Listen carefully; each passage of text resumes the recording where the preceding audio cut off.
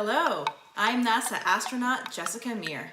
I recently spent 205 days on board the International Space Station. This is Ask NASA. Hello,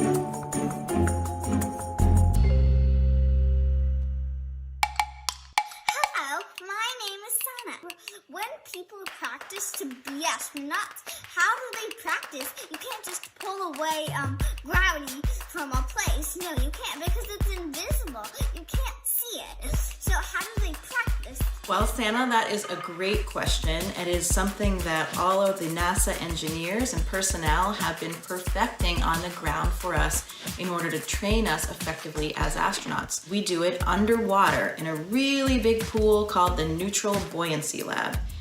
Underwater, we can mimic some of those effects. We can maintain what we call neutral buoyancy, where we don't float up and we don't sink down. We also have an entire replica of the International Space Station where we can learn and train in the inside of the space station. It was really interesting for a launch because we have spent so many hours training and learning how to fly the spacecraft. I actually had to remind myself, wow, this is real this time. So it was incredibly exciting to finally start feeling those things. You could feel the engines ignite and you can feel the acceleration on your body. And then after only about 8 minutes, you're suddenly weightless. And then you would realize, okay, this is real. This one's going to actually carry me to space. We are able to bring a few items with us, some personal items that you want to support throughout your mission. One of the things that I brought was my piccolo.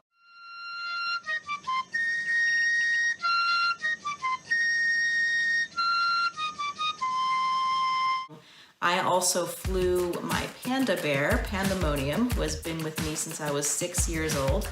He's been to the Antarctic, he's been traveling all around the planet, and now he's also been to space. So for me, my schedule, I was able to maintain about the same number of hours. Some people sleep much better in space than they do on Earth because they don't have things like sore knees or backs. Without gravity pushing down on you, we have is a sleeping bag, and we have that up against one of the walls, and it's strapped to one of the walls so that you can kind of keep yourself in position. I would zip myself in the sleeping bag, and I also had a little belt that I wrapped around the middle, and I could put my arms down and try to keep them down sometimes. Sometimes I actually slept with my arms up over my head like that. Usually people like to secure themselves a little bit so you're not just kind of free floating everywhere and then kind of waking yourself up. Just like everything else, going to the bathroom in space is something that you have to get used to. One of the best things is to get training from all of your crewmates that have already been up there and already used to using everything like the toilet.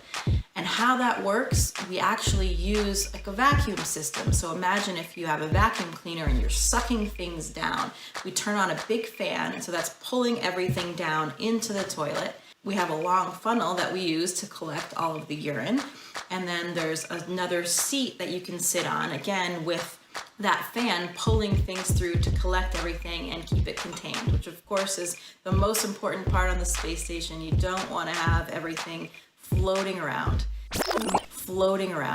And it was really interesting for me in the beginning, in those first few days, your body is sensing things differently too without gravity. You know, everything, including your internal organs, everything is kind of lifted up.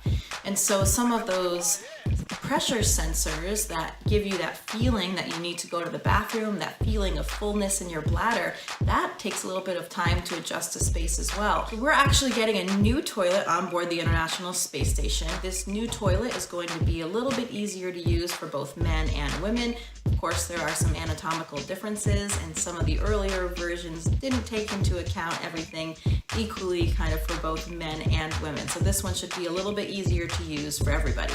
It'll also increase the capacity. We'll have another toilet on board the space station. We can continue to test and refine these technologies that will be used on the future in the Orion spacecraft when astronauts return to the moon.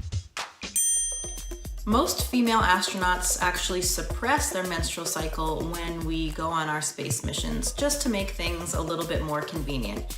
It certainly is not a requirement. All of those functions can go exactly as they do down on Earth. We have supplies up there as needed, and we can accommodate it with all of the hardware that we have for the toilet.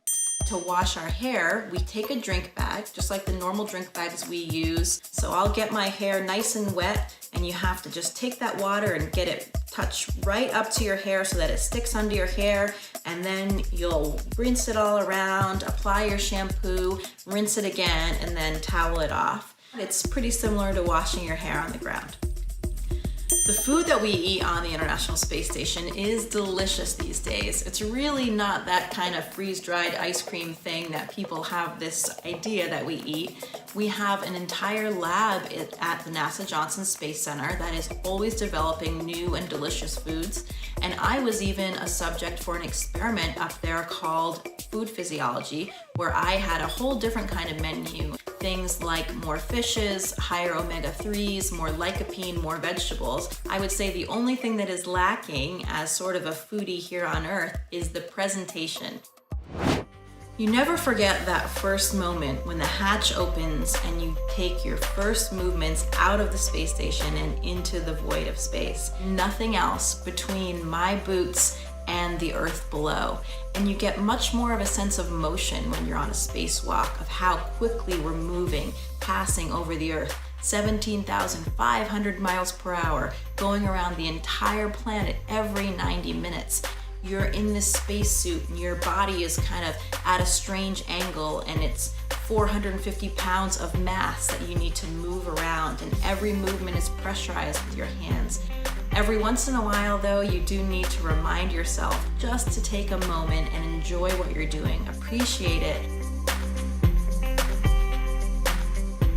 Christina and I both felt so privileged to have had any type of role in that historic event. And for us, I think it was the most important, not for our personal achievements, but really for the generations of women and minorities that were pushing the envelope when we didn't have a seat at the table. But that day, so many people were watching and so many people were excited. People of all ages, young girls, young boys too. And one of the things that it brought to mind was that anybody can accomplish their dream. No matter who we are, what we look like, or what our background is, those possibilities are open to everybody. Do you have a question for NASA? Write to us or send in your video using the hashtag AskNASA. For more episodes of Ask NASA, click the playlist.